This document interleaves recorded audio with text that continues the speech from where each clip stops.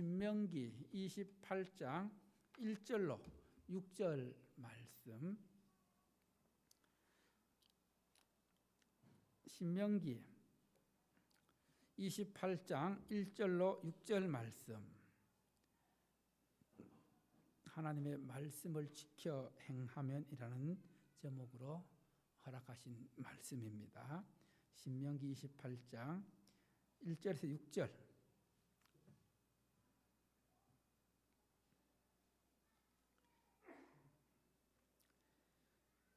한 절씩 교독합니다. 1절입니다. 내가 내 하나님 여호와의 말씀을 삼가 듣고 내가 오늘 내게 명령하는 그의 모든 명령을 지켜 행하면 내 하나님 여호와께서 너를 세계 모든 민족 위에 뛰어나게 하실 것이라.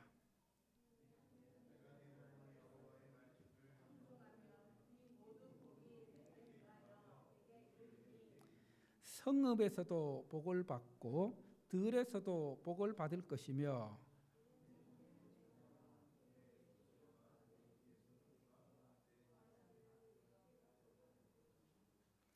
내 강주리와 떡 반죽 그릇이 복을 받을 것이며 내가 들어와도 복을 받고 나가도 복을 받을 것이니라. 아멘. 하나님 아버지 참으로 감사합니다. 이 시간도 이제 주의 말씀 선포될 때에 성령께서 함께해 주셔서 이 말씀을 통해 주시는 은혜가 우리 마음속 깊이 새겨지는 시간 될 수 있도록 도와주시옵소서. 이 모든 말씀 예수님 이름으로 기도드립니다. 아멘. 할렐루야. 중국 춘추 시대 초나라의 철학자인 노자의 대표 저서인 도덕경에 보면은 그 상선약수라는 말이 있습니다. 한번 따라해 볼까요? 상선약수. 상선약수. 이 상선약수라는 말은 어떤 뜻이냐 하면은 가장 최고의 선, 가장 위대한 선은 물과 같다는 그런 뜻입니다. 그래서 그 물은 만물을 이롭게 하면서도 다투지 않으며 사람들이 싫어하는 곳에 처한다. 그래서 물의 특징을 통해서 물이 어떤 속성을 갖고 있는지 그것을 통해서 우리 모습을 돌아보게 합니다. 먼저 물은 거선지 어떤 뜻일까요? 물은 어느 곳으로 흐릅니까? 네, 낮은 곳으로 항상 물은 낮은 곳으로 흐르고 그 다음에 물은 심선연, 연못처럼 깊은 마음을 갖고 있고 그리고 여선인, 물은 아낌없이 누구에게나 공정하게 은혜를 베푼다. 그리고 언선신, 물은 한결같이 늘 한결같아서 신뢰를 잃지 않는다. 그 다음 정선치, 물은 세상을 깨끗하게 해준다. 사선능, 물은 놀라운 능력을 발휘한다. 동선지, 물은 얼 때와 녹을 때를 안다. 또 이 상선약수에 대해서 이 물에 대해서 이렇게 설명합니다. 따라해 볼까요? 물은 유연하다. 뭐라고요? 예, 유연하다는 거예요. 자기를 내세우지 않으면서 또 자기를 어디에 얽매이지 않게 함으로써 모든 것을 포용하는 그런 유연함이 있다는 겁니다. 그리고 둘째로는 물은 따라합시다. 겸손하다. 물은 만물을 이롭게 하면서도 결코 다툼이 없고 또 그 공로를 드러내지 않고 다투지 않기 때문에 그리고 다른 사람이 싫어하는 것까지 기꺼이 임하기 때문에 물은 늘 겸손함을 갖고 있습니다. 그리고 세 번째로 따라해 볼까요? 물은 기다립니다. 즉 물은 흐를 줄을 알기에 멈춰 설 것도 안다는 거예요. 여러분 물이 웅덩이를 만나면 어떻게 합니까? 그 웅덩이가 다 차기까지 기다렸다가 다시 흘러갑니다. 그리고 넷째로 물에는 여유가 있습니다. 물은 바위를 뚫을 힘을 갖고 있으나 그 바위를 뚫으려 하지 않고 그저 큰 바위가 있으면 바위를 돌아서 가는 그런 여유가 있다는 겁니다. 그리고 다섯째로 새로움입니다. 물은 살아있는 물은 멈추지 않고 늘 흘러갑니다. 그러기에 언제나 늘 새롭다는 겁니다. 또한 늘 깨끗하고 그리고 또 청결하고 한결같은 것이 물이라는 겁니다. 자, 우리가 이렇게 하나님의 언약 백성으로서 하나님의 거룩한 백성으로 살아가기 위해서는 이 물이 가지고 있는 유연함, 겸손함, 기다림, 여유, 새로운 마음을 가지고 살아가게 되면은 하나님의 말씀에 순종할 수 있다는 겁니다. 하나님의 언약 백성으로 하나님의 거룩한 백성으로 살아간다는 것은 한마디로 말하면은 하나님의 말씀에 순종하는 삶입니다. 그래서 오늘 우리가 읽은 이 신명기 28장 말씀은 하나님의 말씀을 지키며 순종하는 삶을 살아가게 될 때에 주시는 하나님의 복이 어떤 것들이 있는지를 우리에게 말씀하고 있습니다. 여러분, 신명기 28장은 하나님의 자녀들이 하나님의 백성이 하나님의 말씀을 잘 지키고 살아가고 순종하게 되면 받는 복들은 어떤 복들이 있는지 구체적으로 잘 설명해 주고 있습니다. 그리고 또 만약에 그렇지 못하고 하나님의 말씀대로 살지 못하고 불순종하는 삶을 살게 되면은 거기에 임하는 저주가 어떤 것인지에 대해서도 너무나 구체적으로 잘 말씀해 주고 있습니다. 자, 신명기 28장이 1절부터 68절까지 기록되어 있습니다. 그러면은 축복의 말씀이 많을까요? 저주의 말씀이 많을까요? 여러분, 축복의 말씀은 1절에서 14절에서 딱 끝납니다. 몇 절에서 끝난다고요? 14절에서 끝납니다. 15절부터 마지막 68절까지의 말씀은 뭐예요? 저주의 말씀입니다. 이렇게 축복보다 저주의 말씀이 많다는 것은 우리 인간이 그만큼 연약하고 재성을 갖고 있기 때문에 이런 길로 가기 쉽기 때문에 이 저주를 구체적으로 알고 저주의 삶을 사는 것이 아니라 거기서 돌아서서 하나님의 말씀을 지켜 행함으로 복을 받는, 복을 누리는 삶을 살아가라고 하나님께서 그 마음을 가지고 그 의도를 가지고 이 저주를 더 구체적으로 말씀하고 있는 것을 보게 됩니다. 한마디로 성도의 삶이 축복과 저주의 삶은 무엇에 따라 결정된다는 것입니까? 하나님의 말씀에 순종하느냐 아니면 하나님의 말씀에 불순종하느냐에 따라서 축복의 삶이 되기도 하고 저주의 삶이 되기도 한다는 것을 우리에게 말씀하고 있습니다. 그래서 신명기 28장의 결론은 따라합시다. 그리스도 예수 안에 있으면, 말씀 안에 있으면 복을 누리게 된다. 이게 신명기 28장의 결론입니다. 우리가 하나님의 백성으로서, 하나님의 언약 백성으로서, 거룩한 백성으로서 내 삶이 복된 삶이 아니다, 복을 누리지 못하고 있다. 그렇다면 그 원인은 딱 한 가지입니다. 뭘까요? 하나님의 말씀에 뭐하기 때문이에요? 불순종, 순종하지 못하기 때문입니다. 그래서 오늘 말씀은 먼저 우리가 하나님의 말씀을 지키는, 하나님의 말씀을 순종하는 삶을 살기 위해서는 첫 번째로 따라합시다. 하나님의 말씀을 잘 들어야 한다. 자, 1절 말씀 다시 한번 보겠습니다. 1절 말씀 시작. 내가 내 하나님 여호와의 말씀을 삼가 듣고 내게 명령하는 그의 모든 명령을 지켜 행하면 내 하나님 여호와께서 너를 세계 모든 민족 위에 어떻게 뛰어나게 할 것이라. 뛰어나게 하실 것이라. 자, 우리가 하나님의 말씀에 순종하는 삶을 살기 위해서 필요한 것이 먼저 뭐 하는 거예요? 삼가 듣는 겁니다. 삼가 듣는 거.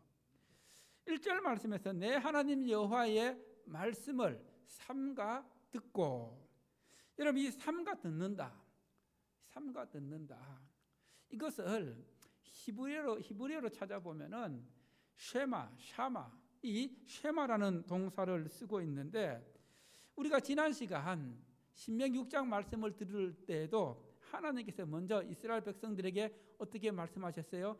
이스라엘아 들으라. 이스라엘아 들으라.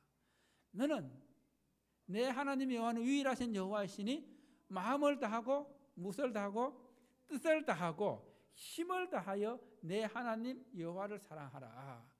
이렇게 말씀하셨는데, 먼저 우리가 하나님을 사랑하고 하나님의 말씀을 듣기 위해서는 어떻게 해야 됩니까? 들어야 된다고. 들어야. 그래서 이 듣는다는 이 말, 쉐마라는 말은 듣다, 경청하다, 순종하라라는 그런 의미를 다 포함하고 있습니다. 그래서 이 쉐마라는 말을 5가지로 풀어내고 있습니다. 자, 한번 띄워보세요. 자, 이 쉐마라는 말은 첫 번째로 어떤 뜻을 갖고 있어요? 경청하다, 경청하다, 주의를 기울이다, 즉 집중해서 듣는 겁니다. 딴 생각하지 않고 그 말씀에 귀를 기울여서 집중해서 듣는 게 경청하는 겁니다. 그 다음에 또 이 듣는다는 것은 뭐 하는 거예요? 순종한다. 그리고 기도에 응답하다. 또 이해하다. 비판적으로 듣다. 재판법정에서 비판적으로 듣고 조사하다, 신문하다. 이게 듣는다는 그런 의미입니다. 우리가 말씀을 들을 때에는 한마디로 이 경청, 집중해야 합니다. 귀담아 들어야 합니다. 주의를 기울여야 합니다. 여러분, 우리가 이 집중하지 않으면 말씀이 잘 들리지 않습니다. 그래서 우리가 하나님의 말씀을 들을 때에 그 말씀이 내 귀에 들어와야 합니다. 들려져야 합니다. 하나님의 말씀이 들려진다는 것은 그 말씀이 은혜가 된다는 겁니다. 은혜를 받는다는 것입니다. 계속해서 2절 말씀에서 한번 보세요. 어떻게 말씀하고 있는지. 내가 내 하나님 여호와의 말씀을 뭐 하면? 말씀 보세요. 내가 내 하나님 여호와의 말씀을 뭐 하면은? 청종하면. 청종한다는 게 무슨 뜻일까요? 여기서 청자가 들을 청자입니다. 들을 청. 종자는 쫓을종. 순종하다, 복종할 때 쫓을종. 그래서 듣고 순종한다. 듣고 쫓는다. 이렇게 하나님의 말씀을 잘 듣고 귀담아 듣고 주의 깊게 듣고 경청하면은 하나님께서 이스라엘을, 여호와께서 너를 세계 모든 민족 위에 뛰어나게 하실 것이다. 그리고 2절 말씀에서는 네가 여호와의 말씀을 청종하면은 이 모든 복이 내게 임하리니, 이렇게 말씀하고 있습니다. 세계 모든 민족 위에 뛰어나게 하신다는 것은 가장 높게, 가장 위대하게 만들어 준다는 것입니다. 여러분, 하나님께서는 말씀을 청종하는 자, 말씀을 삼가 듣고 순종하는 자를 높여주십니다. 최고 자리에 앉게 하십니다. 하나님은 그렇게 하실 수 있는 능력의 하나님이십니다. 할렐루야. 그래서 어릴 때부터 하나님의 말씀을 잘 듣고 말씀 안에서 자라가면은 하나님께서 그 삶을 책임져 주십니다. 지금 하을의 하민이가 아직 어려서 말씀 듣고 예배 드리는 것이 힘든 그런 시간이지만은, 그러나 이것이 훈련되어지고 하나님의 말씀을 귀담아 듣고 마음에 새기면은 그 말씀이 그들의 삶들을 책임져 주시고 이끌어 갈 것입니다. 할렐루야. 그리고 중요한 것은 우리가 하나님의 말씀을 진짜 잘 들어야 된다는 거예요. 경청해야 된다는 것입니다. 여러분, 제가 이렇게 말씀을 전하면서 여러분의 말씀을 듣는 자세가 제 눈에 들어올까요? 들어오지 않을까요? 다 들어옵니다. 그래서 그 말씀을 정말 집중해서 듣는 분들은 보면은 참 귀하다. 그러나 말씀에 집중하지 못하고 또 졸거나 이런 모습 보면은 참 안타까운 생각이 들 때가 많이 있습니다.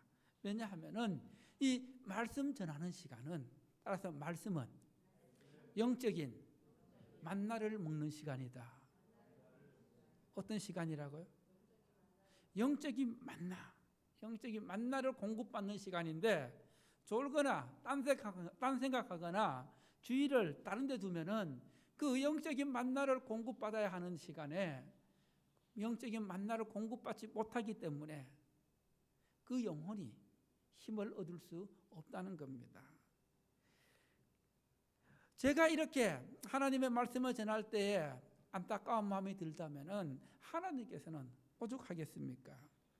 여러분, 우리 천안 상연의 가족들이 오늘 말씀을 기억하면서 하나님의 말씀을 들을 때에 눈을 초롱초롱하게 떠서 정말 귀를 쫑긋 기울여서 하나님의 말씀을 들음으로써 하나님의 복을 누리는 복된 그런 백성들이 되기를 축원합니다. 두 번째로 축복의 조건, 순종하는 삶 따라합시다. 축복의 조건, 순종하는 삶.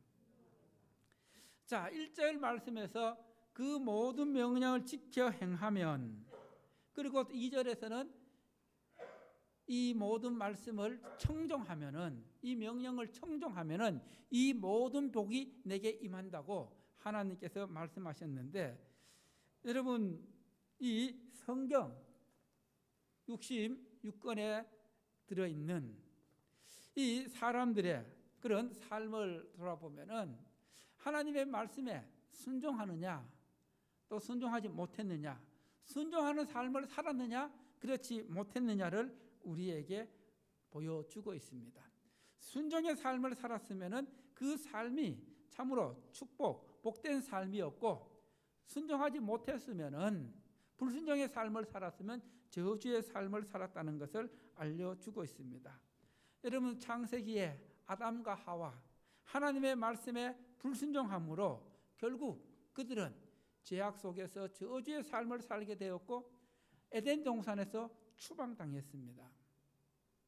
그러나 반면에 아브라함은 하나님의 말씀에 순종함으로 믿음의 조상이 되었고 그 후손들이 하늘의 별과 같이 바다의 모래같이 번성하는 복을 받게 되었습니다.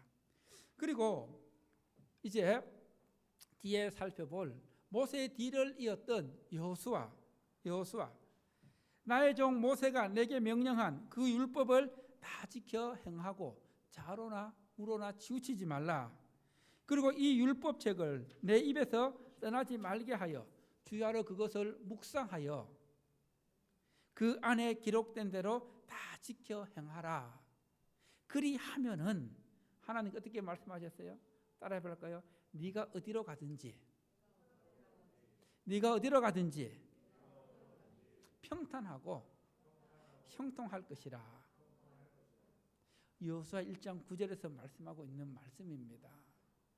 하나님의 말씀을 늘 내 입에 떠나지 않게 하고 그 말씀을 마음에 새기고 묵상하고 다 지켜 행하는 순종하는 삶을 살게 되면은 하나님께서 그 길 가운데, 그 인생 가운데 함께 하셔서 평탄케 하시고 형통케 하신다는 약속의 말씀입니다.